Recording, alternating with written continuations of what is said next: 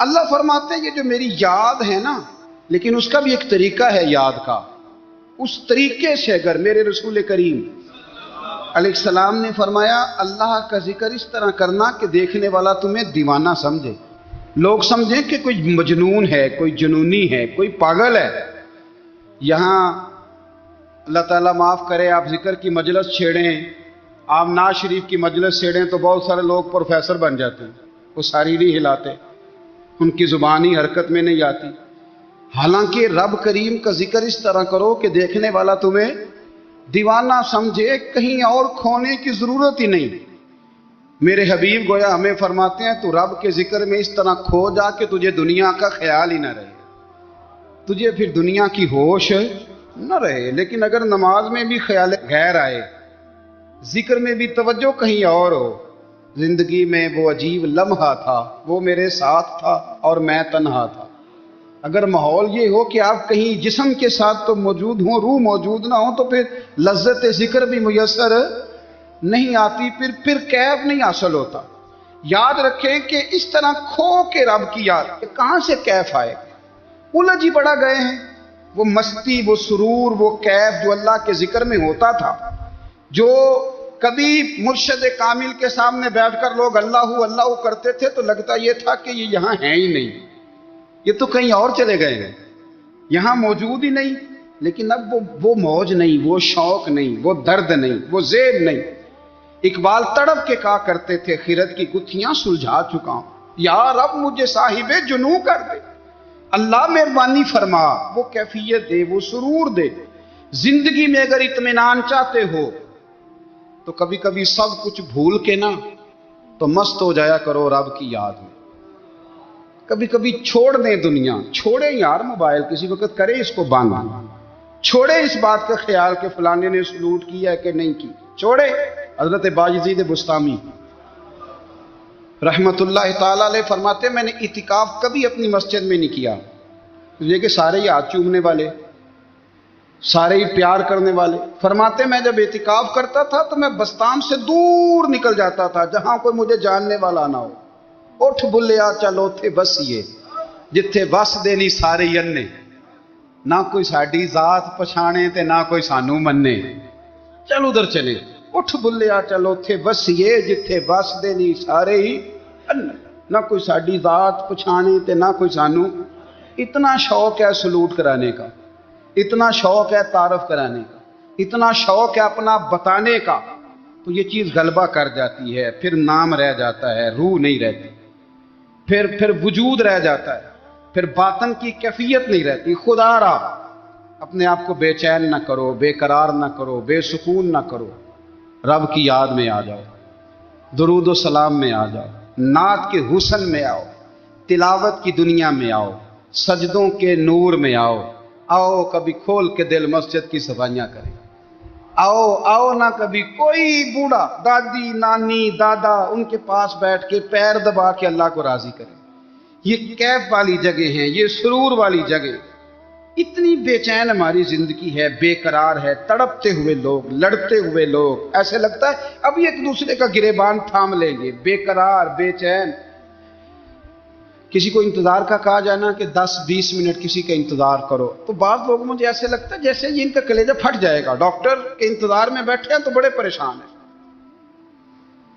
کسی کو ملنے گئے ہیں کو آدھا گھنٹہ بیٹھنا پڑ گیا تو بڑی دقت میں ہے۔ اپنے آپ کو سکون دیں۔ آپ یقین کریں بڑا مزہ آتا ہے، کبھی کسی کا انتظار کرنا پڑے تو 2-4 تسبیح درود شریف پڑھی جاتی ہے، یعنی ذوق بن جاتا ہے کہ چلو اللہ نے موقع دیا ہے، کوئی سرکار کو یاد کر لیں، تنہائی مل گئی۔ ہمارا مزاج جس سختی کا شکار ہے وہ سختی آہستہ آہستہ ہمیں زیادہ آزمائش میں ڈال دے۔ دلائل النبوہ میں امام بہقی نے ایک حدیث نقل کی ہے، حضرت انس بن مالک رضی اللہ تعالیٰ عنہ بیان فرماتے ہیں، کہتے ہیں ہم لوگ نا تبوک میں موجود تھے تو نبی پاک صلی اللہ علیہ وسلم کے حجرہ نور میں مجھے بہت زیادہ روشنی نظر آئی۔ میں وہاں حاضر ہوا تو میں نے عرض کی یا رسول اللہ تھوڑی دیر پہلے یہاں میں نے بڑا نور دیکھا ہے، تو حضور علیہ السلام نے فرمایا جبریل امین علیہ السلام مدینہ شریف آئے تھے تو وہ مجھ سے مل کے گئے ہیں، یہاں سے ہو کے گئے ہیں۔ یا رسول اللہ حضرت جبریل مدینہ شریف؟ نبی پاک علیہ السلام نے فرمایا مدینے میرے ایک غلام کا انتقال ہو گیا، حضرت معاویہ بن معاویہ المزنی رضی اللہ تعالیٰ۔ ایک تو حضرت امیر معاویہ ہے نا، یہ حضرت معاویہ بن معاویہ المزنی رضی اللہ تعالیٰ عنہ، فرمایا ان کا انتقال ہو گیا ہے تو حضرت جبریل امین آئے تھے اور عرض کر رہے تھے کہ یا رسول اللہ، رب کریم نے 70,000 فرشتے کو ان کے جنازے میں بھیجا ہے، 70,000 فرشتہ جنازے میں آیا ہے۔ تو حضور فرماتے ہیں میں نے جبریل امین سے پوچھا کہ وہ کیا عمل کرتے تھے جس کے سبب سے 70,000 فرشتہ جنازہ پڑھنے آیا ہے؟ تو حضرت جبریل امین علیہ السلام عرض کرنے لگے یا رسول اللہ، اسے سورہ اخلاص سے بڑا پیار تھا۔ سب کو آتی ہے نا قل هو اللہ احد، سورہ اخلاص سے بڑا پیار تھا اور وہ ہر وقت پڑھتا رہتا تھا۔ تو اس سورت کی برکت سے اللہ تبارک و تعالیٰ نے ان کے لیے 70,000 فرشتہ بھیجا ہے جو جنازہ پڑھنے آیا ہے۔ تو کام تو کوئی ایسا کرے نا، میرے مرنے پہ ہر سو شور مچ جائے گا دیکھو گے، کہنے الوداع سرکار خود تشریف لائے گے۔ اور میاں صاحب فرمانے لگے بعد مرن دے مکھڑا میڑا ہو جاوے جے تازہ، بعد مرن دے مکھڑا میرا ہو جاوے جے تازہ، پھر سمجھ لینا محبوب میرے نے آن پڑھیا جنازہ۔ تو میرے بھائی، زندگی میں اطمینان حسن ہے، اور وہ سب سے زیادہ اللہ کی یاد میں ملتا ہے، وہ سب سے زیادہ رب کریم کے ذکر میں، سب سے زیادہ جو چاہتا ہے نا دل ٹھنڈا رہے، زبان میٹھی رہے، وہ مدینے والے محبوب پہ درود و سلام پڑھا کرے، وہ حضور پہ درود و سلام پڑھا کرے، زبان میٹھی رہے گی۔ میرا ذاتی تجربہ ہے کہ جو آدمی اپنے اخلاق سنوارنا چاہے وہ حضور پہ درود شریف پڑھے، جو اپنے اخلاق سنوارنا چاہے، طبیعت کو ٹھنڈا رکھنا چاہے، وہ درود شریف پڑھے، اس کا دل سکون میں آئے گا۔ کچھ کام اور ہیں زندگی میں اطمینان کے لیے، ان کا ہونا بھی بڑا ضروری ہے۔ سب سے پہلے اگر آپ چاہتے ہیں نا زندگی میں سکون ہو تو حقیقتوں کا سامنا کرنا سیکھیں، آپ جو ہیں وہ رہنا سیکھیں، جو آپ نہیں ہیں وہ بننے کی کوشش نہ کریں۔ حقیقت کا سامنا کرو گے تو زندگی اطمینان میں آ جائے۔ ہم نے نا بہانے بنا لیے ہیں، ہیلے بنا لیے، جھوٹ کے سہارے اپنے آپ کو اونچا کر لیا۔ ایک آدمی سے کہا جاتا ہے تو رشوت نہ لے، تو کہتا ہے میں غریبوں سے نہیں لیتا۔ تو میرا سوال یہ ہے کہ امیروں کا حساب لینے کی اللہ نے تیری ڈیوٹی لگائی ہے، تیرے ذمہ لگایا ہے کہ تو امیروں کا حساب کر، تمہیں کیا ضرورت پڑی ہے؟ ہم نا بہانہ کرتے ہیں، رشوت لینے والے کا الگ بہانہ ہے اور سفارش والے کا الگ بہانہ ہے۔ حقیقت کا سامنا کریں، حقیقت کا، جو میرے ذمہ داریاں ہیں وہ میں نے پوری کرنی، جو آپ کی ذمہ داریاں ہیں وہ آپ جان نہ چھڑائیں، حقیقت پسند بنیں۔ میرے رسول کریم، پھر پڑھیے درود شریف صلی اللہ تعالی علیہ وسلم۔ حضور صلی اللہ علیہ وسلم نے فرمایا کہ میری بیٹی سیدہ فاطمہ الزہرا رضی اللہ تعالی عنہا صرف جنتی نہیں، جنتی عورتوں کی سردار ہے۔ لیکن حضور نے یہ بھی فرمایا کہ فاطمہ یہ خیال رکھنا اگر اللہ نے حساب پوچھا تو حساب تم نے خود دینا ہے۔ حقیقت کی طرف توجہ کرائی حضور نے، وہ صرف جنتی نہیں، جنتی عورتوں کی سردار ہیں، پر حقیقت کی جانب توجہ۔ میں حقیقت یہ ہے کہ اگر مالک نے حساب پوچھا تو اس کی تیاری بھی کرنی ہے۔ دیکھیں نا، ہمیں کچھ یقین نہیں، اللہ معاف کرے کہ ہمارا حساب کیسا ہوگا، لیکن کتنے آزاد ہیں۔ یعنی بڑی دلیری سے بندے کہتے ہیں فجر نہیں پڑھتا جی، 3 پڑھتا ہوں جی، شاہ رہ جاتی ہے جی، کپڑے صاحب، بڑی دلیری سے۔ اور سیدہ فاطمہ الزہرا نے ساری رات مصلی باندھ رکھا ہے، حالانکہ انہیں یقین تھا کہ رب مجھے بغیر حساب کتاب جنت دے گا۔ حقیقت کا سامنا کریں، جو حقوق آپ کے ہیں وہ آپ نے ادا کرنا ہے، جو ذمہ داریاں ہیں وہ ذمہ داریاں ہیں۔ دیکھیں نا، حضرت موسیٰ کلیم اللہ علیہ السلام کے پاس اسرائیل روح نکالنے آئے تو حضرت موسیٰ نے تھپڑ مارا، آنکھ نکال دی، واپس گئے۔ اللہ انہوں نے تو جلال فرمایا ہے، کہا موسیٰ علیہ السلام سے کہیے بیل کی پشت پر ہاتھ رکھیں، جتنے بال ان کے دست مبارک کے نیچے آئیں گے اتنے 1000 سال ان کی عمر بڑھا دی جائے گی۔ یعنی میرے کان میں کوئی بتا دے کہ جناب 60 سال بڑھ گئی، کیا آپ کے کان میں کوئی کہہ دے تو خوشی ہوتی ہے کہ نہیں؟ لیکن یہ حقیقت پسندی نہیں، اس لیے کہ 60 بھی گزر جائیں گے، 70 بھی، یہ حقیقت نہیں۔ حضرت موسیٰ کلیم، چلے میں مثال دیتا ہوں، سمجھ لے 10 بال، حالانکہ بہت زیادہ آتے ہوں گے، 10 بال اگر حضرت موسیٰ کے ہاتھ کے نیچے آئے تو 10,000 سال تو عمر بڑھ گئی نا۔ 10 یعنی 10 سال نہیں، 10 100 نہیں، 10 بہت زیادہ تھی نا. حضرت موسیٰ کلیم اللہ علیہ السلام سے آ کے عرض کیا گیا حضور بیل کی پشت پر ہاتھ رکھیں، جتنے آپ کے ہاتھ کے نیچے بال آئیں گے اتنے 1000 سال عمر بڑھ جائے گی. تو حضرت موسیٰ نے حقیقت پسندی والی بات کی. فرمایا پھر کیا ہوگا؟ 10,000 سال کے بعد پھر کیا ہوگا؟ کہ حضور جانا تو پھر بھی ہے. فرمایا پھر ابھی چلتے ہیں. اگر جانا ہے نا، جانا ہے تو پھر، اگر جانا ہے تو پھر ابھی. اور سجنوں اگر نماز پڑھنی ہے تو ابھی کیوں نہیں؟ اگر داڑھی رکھنی ہے تو پھر رمضان کا انتظار کیوں کریں؟ ابھی کیوں نہیں؟ اگر سچ بولنا ہے تو پھر، اگر رزق حلال کھانا ہے تو پھر انتظار کاہے کا؟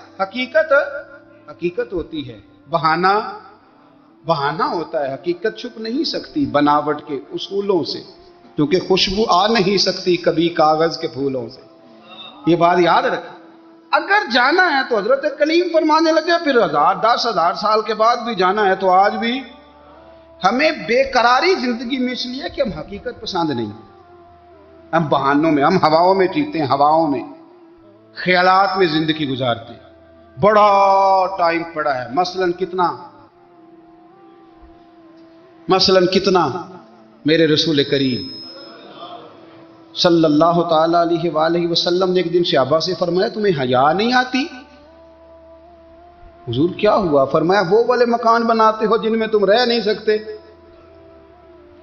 وہ والا مال جمع کرتے ہو جو کھا نہیں سکتے، حیا نہیں آتی؟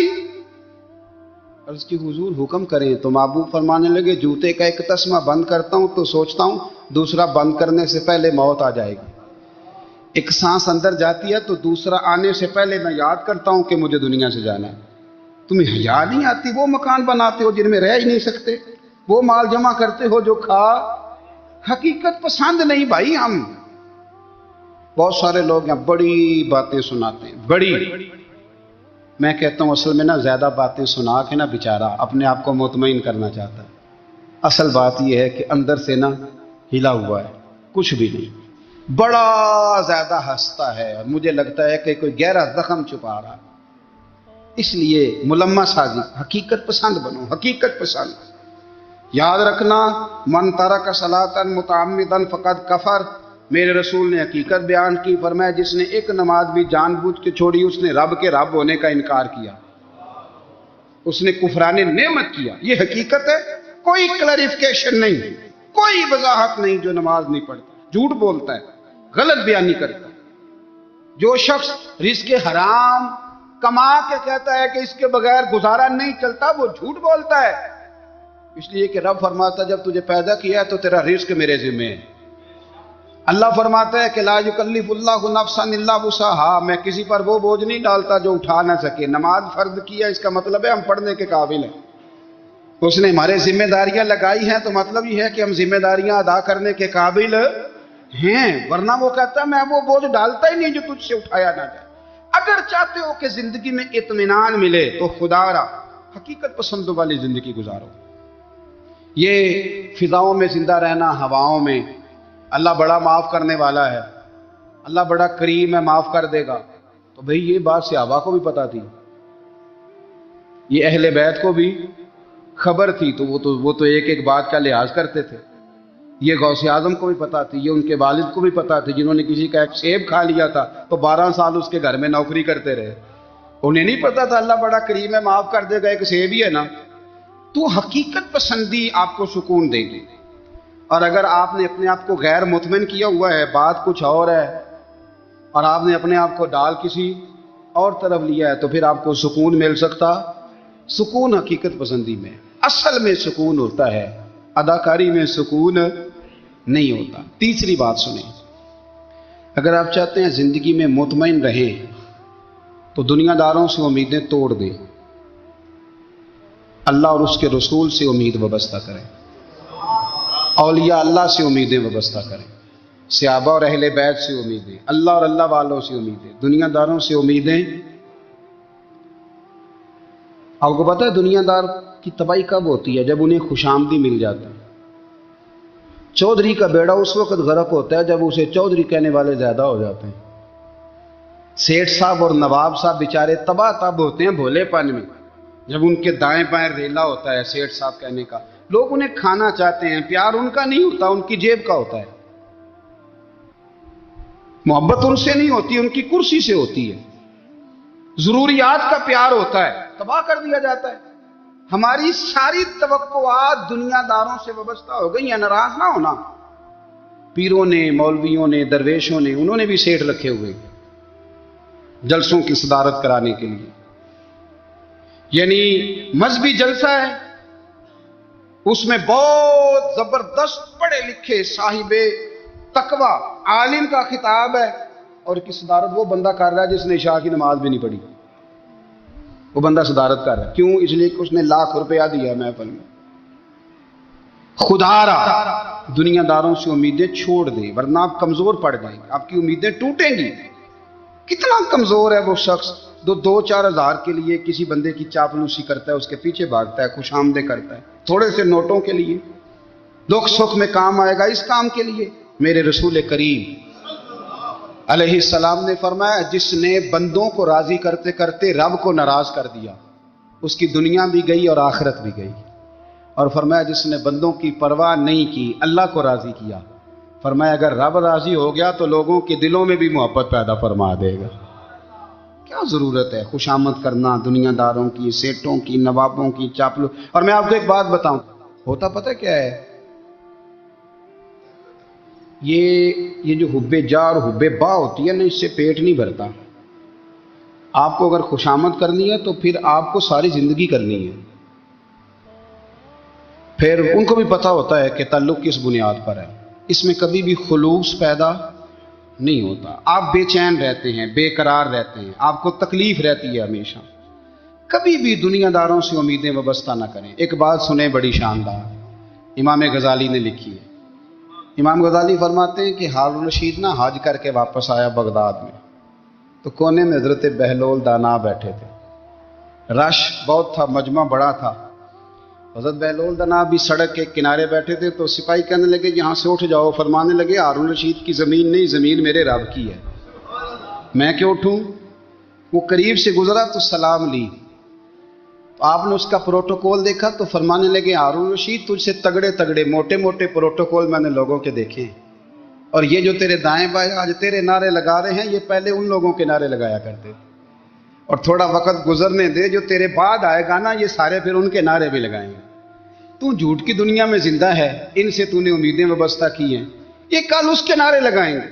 اس کے دل پہ بڑا اثر ہوا، گھوڑے سے اتر آیا، آگے کہنے لگا حضور آپ نے مجھے بڑی اچھی نصیحت کی ہے، میرا دل بڑا ٹھنڈا ہوا ہے، میں نے سنا ہے آپ مقروض ہیں، کچھ لوگوں کا قرض، تو مجھے کوئی حکم ہی کر دیں۔ آپ ہنسنے لگے، فرمانے لگے یار تو بڑا ہی بیوقوف ہے، بڑا ہی بیوقوف ہے، تو میں تجھے نصیحت کر رہا ہوں، تو مجھے الجھا رہا ہے، حضور کوئی حکم کر دیں۔ کیا خوبصورت انداز ہے رب کریم کے بندوں کا۔ حضرت بہلول دانا فرمانے لگے تیرا رب کون ہے؟ کہا اللہ۔ تو فرمایا میرا کون ہے؟ کہا اللہ۔ فرمانے لگے یہ تو نہیں نہ ہو سکتا کہ اللہ ہارون رشید کو دیتا رہے اور بہلول دانا کو بھول ہی جائے، یہ تو نہیں نہ ہو سکتا کہ ہارون رشید کو دیتا رہے اور بہلول دانا کو بھول جائے۔ فرمایا اس کا دل، اس کا ارادہ ہوا، ارادہ قدرت ہوا کہ بہلول مقروض رہنا چاہیے، تو اگر رب مجھے رکھنا چاہتا ہے، دکھ قبول محمد بخشا، راضی رہن پیارے، اگر وہ چاہتا ہے میں مقروض رہوں تو میں بھی چاہتا ہوں کہ میں مقروض ہی رہوں، یہ تو نہیں نہ ہو سکتا کہ تجھے دے اور مجھے نہ دے۔ فرمایا میری تجھ سے کوئی امید نہیں، مجھے جب بھی دے گا میرا رب بھی دے گا، اور وہ دے گا تو پھر انشاءاللہ خزانے کھول کے دے گا۔ دنیا داروں سے امیدیں وابستہ کرنا، لوگوں کے پیچھے، یہ چھوڑ دیں، آپ بے چین رہیں گے، بے قرار رہیں گے۔ اللہ والوں سے ضرور امیدیں وابستہ کریں، اس لیے کہ ان کے پاس جو کچھ ہوتا ہے وہ دراصل رب کا ہی ہوتا ہے۔ لیکن سیٹھوں سے، نوابوں سے، سیاستدانوں سے باز آ جائیں، ہماری بڑی امیدیں وابستہ ہیں۔ میں اکثر کہتا ہوں جتنے پھیرے نوکری کے لیے دنیا دار کے دروازے پہ لگائے ہیں نا، اس سے کم دفعہ مسجد میں نفل پڑے ہوتے تو رب اتنی بڑی مہربانی فرما دیتا۔